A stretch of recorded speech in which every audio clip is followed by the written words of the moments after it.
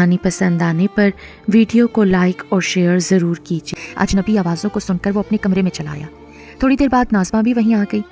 अली, मेरी एक बहुत ही अजीज़ दोस्त सायरा अपने शोहर के साथ आई है, तुमसे मिलना चाह रहे हैं वो लोग। तुम चलो, मैं अभी आ रहा हूँ। जाने किस तरह वो एकदम ही रजामंद हो गया, वरना इससे पहले तो कभी ऐसा ना हुआ था। नाज़मा दिल ही दिल में हैरान रह गई।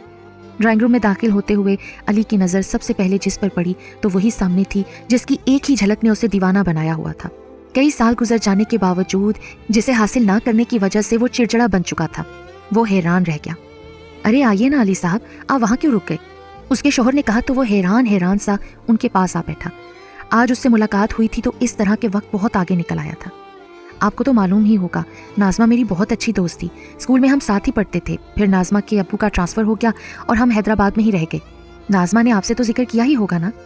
जी हाँ, आकर कहा था नाज़मा ने, कहा था। वो बौखला गया। अब वो उसे क्या बताता कि उसने अपनी बीवी की कभी बात सुनी ही कब थी। वो लड़की जिसकी एक झलक उसे दीवाना बना चुकी थी आज उसके सामने बैठी थी, मगर वो लड़की उसके जज्बों से, उसके एहसासात से कितनी अनजान थी। आज भी वो उसी तरह से खूबसूरत और हसीन थी, मगर उसकी ना थी। जाने क्यों अली को उसके शोहर से हसद सा होने लगा, मगर इखलाकन वो उनसे बातें करता रहा। अरे ये अदनान और आलिया कहाँ चले गए? वो अपने बच्चों को इधर उधर देखने लगी और फिर वो उनको ढूंढ ढांढ कर ले ही आई।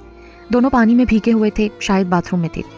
थोड़ी देर बाद नाज़मा उनके लिए चाय और दीगर लवाजमात ले आई। सायरा नाज़मा के साथ खुशगपियों में मशगूल थी, मगर उसके दोनों बच्चे हद दर्जे बदतमीजी कर रहे थे। चाय अपने कपड़ों पर गिराकर वो बुरी तरह बिस्किट ठूसने में मसरूफ थे। अली हैरान सा उनकी तरफ देखता रहा। इतने में मूसा और दानिश भी स्कूल से आ गए।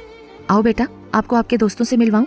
नाज़मा उन्हें अदनान और आलिया के पास ले आई, मगर वो दोनों बच्चे अब सारी प्लेटें साफ करके बिस्किट एक दूसरे से छीनने की कोशिश में गुत्थम गुत्था हो रहे थे। अम्मी, ये क्यों लड़ रहे हैं?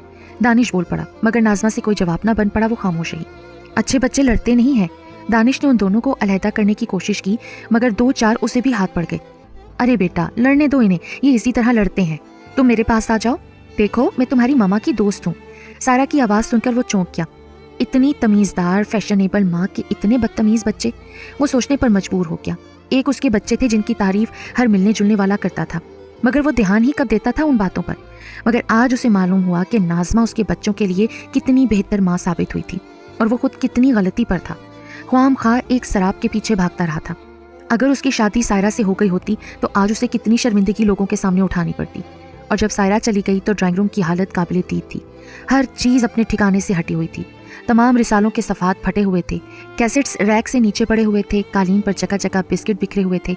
और ये सब हुलिया बिगाड़ने वाले उस सायरा के बच्चे थे जिसे वो अब तक अपने दिल से निकाल ना पाया था। ओ खुदा, मैं अब तक कितनी नाइंसाफ़ी करता रहा अपने बच्चों के साथ, बीवी के साथ। ये ठीक था कि नाज़मा शक्ल सूरत में सायरा के मुकाबले की ना थी, मगर सीरत और सलीके में वो उससे बढ़कर थी। उसने बच्चों की जिस तरह तरबियत की थी वो हर लिहाज से इत्मीनान बख्श थी।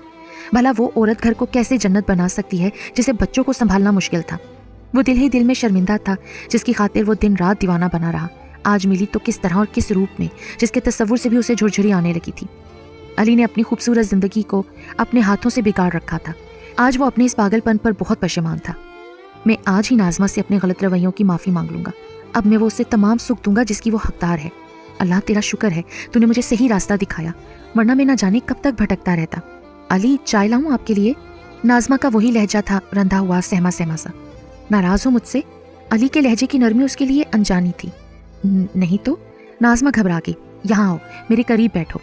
अली का लहजा मोहब्बत में डूबा हुआ था। जी। लम्हा बलम्हा हैरानी भरती जा रही थी। उसके कदम जमकर रह गए, मगर दूसरे ही लम्हे वो अली के करीब थी। अली ने उसे अपनी बाहों के मजबूत हिसार में लेते हुए कहा, मेरी प्यारी बेगम, अगर कभी मुझसे कोई गलती हो गई हो तो मुझे माफ़ कर देना।